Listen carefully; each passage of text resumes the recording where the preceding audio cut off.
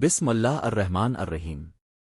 اگر آج آپ خود کو دنیا کی بھیڑ میں بھی اکیلا محسوس کر رہے ہیں، اگر ہر رشتہ آپ کا ساتھ چھوڑ چکا ہے اور ہر طرف صرف خاموشی ہے، تو ایک لمحے کے لیے رکیے اور دل کی گہرائیوں سے سوچیے، کیا یہ صرف آپ کی تنہائی ہے یا پھر رب کائنات کی طرف سے آپ کو اپنے قریب کرنے کا ایک خاص دعوت نامہ؟ جب اللہ کسی بندے کو پوری دنیا سے کاٹ کر تنہا کر دیتا ہے تو یہ اس کی ناراضگی نہیں ہوتی، بلکہ یہ اس کی بے انتہا محبت اور عظیم حکمت کا آغاز ہوتا ہے۔ ہم اکثر سمجھتے ہیں کہ جب لوگ ہم سے دور ہو گئے تو ہم اکیلے رہ گئے، لیکن سچ تو یہ ہے کہ اللہ ہم سے وہ تمام سہارے چھین لیتا ہے جو ہمیں اس کے آگے جھکنے سے روکتے ہیں۔ جب دنیا کے تمام دروازے بند ہو جاتے ہیں، تبھی تو آسمان کا وہ دروازہ کھلتا ہے جو کبھی بند نہیں ہوتا۔ حکمت یہ ہے کہ انسان کی ایک فطرت ہے، وہ ہمیشہ ظاہری سہاروں پر تکیہ کرتا ہے، کبھی کسی دوست پر بھروسہ، کبھی کسی رشتے دار کا سہارا، تو کبھی مالا مال ہونے کا گمان۔ لیکن اللہ چاہتا ہے کہ اس کے بندے کا یقین صرف اور صرف اس کی ذات پر ہو۔ جب آپ کا دل دنیا کے کسی سہارے پر اٹکتا ہے تو اللہ اس سہارے کو توڑ دیتا ہے، تاکہ آپ کو یہ احساس ہو سکے کہ دنیا کے تمام سہارے کاغذ کے پھول ہیں جن میں کوئی خوشبو اور کوئی وفا نہیں ہوتی۔ جب ہر طرف سے تانا، ناامیدی اور تنقید ملتی ہے، تب بندہ مجبور ہو کر اپنے مالک کی طرف پلٹتا ہے۔ وہی تنہائی جب آپ کو سجدے تک لے آئے تو سمجھ لیجئے کہ وہ تنہائی آپ کے لیے کوئی سزا نہیں بلکہ ایک عظیم نعمت بن چکی ہے۔ تاریخ گواہ ہے کہ اللہ نے اپنے سب سے پیارے بندوں اور انبیاء کرام کو بھی عظیم مقاصد سے پہلے تنہائی کے دور سے گزارا۔ حضرت ابراہیم علیہ السلام کو جب آگ میں پھینکا گیا تو وہاں کوئی انسانی سہارا نہیں تھا، صرف تنہائی اور اللہ پر کامل یقین تھا۔ حضرت یونس علیہ السلام جب مچھلی کے پیٹ میں اور سمندر کی گہرائیوں کی تنہائی میں تھے تو وہاں سے انہوں نے وہ تسبیح پڑھی جس نے انہیں ہر مصیبت سے نکال دیا۔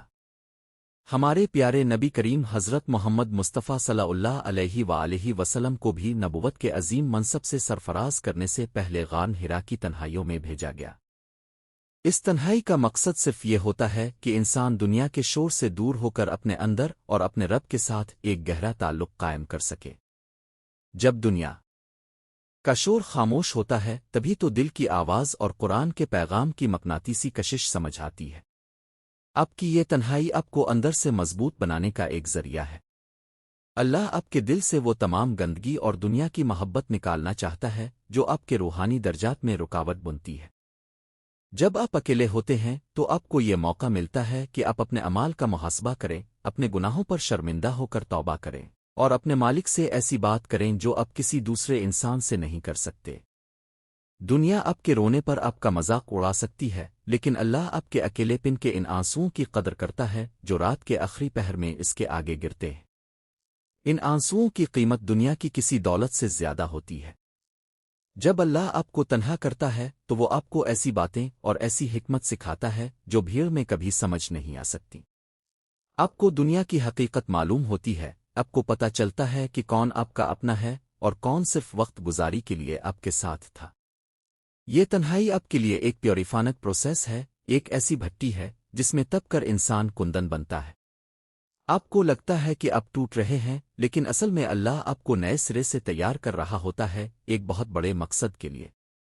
اس لیے جب بھی آپ خود کو تنہا محسوس کریں تو گھبرائیے مت، نا امید مت ہوئیے، کسی انسان کے آگے اپنے دکھوں کا رونا مت روئیے۔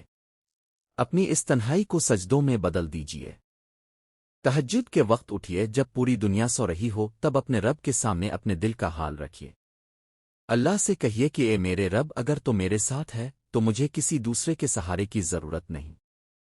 جب آپ اپنا رشتہ اللہ سے جوڑ لیں گے تو آپ کی تنہائی ایک ایسی سکون بخش خاموشی میں بدل جائے گی جس کے بعد آپ کو کبھی کسی کی کمی محسوس نہیں ہوگی۔ سبق یہ ہے کہ تنہائی ایک نعمت ہے اگر یہ آپ کو اللہ کے قریب کر دے۔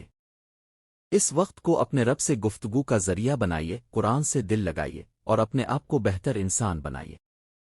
یقین رکھیے کہ جو بندہ اللہ کے بھروسے پر اپنی تنہائی گزارتا ہے، اللہ اسے دنیا اور آخرت دونوں میں کبھی تنہا نہیں چھوڑتا۔ اس کی رحمت ہر وقت آپ کے ساتھ ہے، بس آپ کو ایک قدم اس کی طرف بڑھانے کی ضرورت ہے۔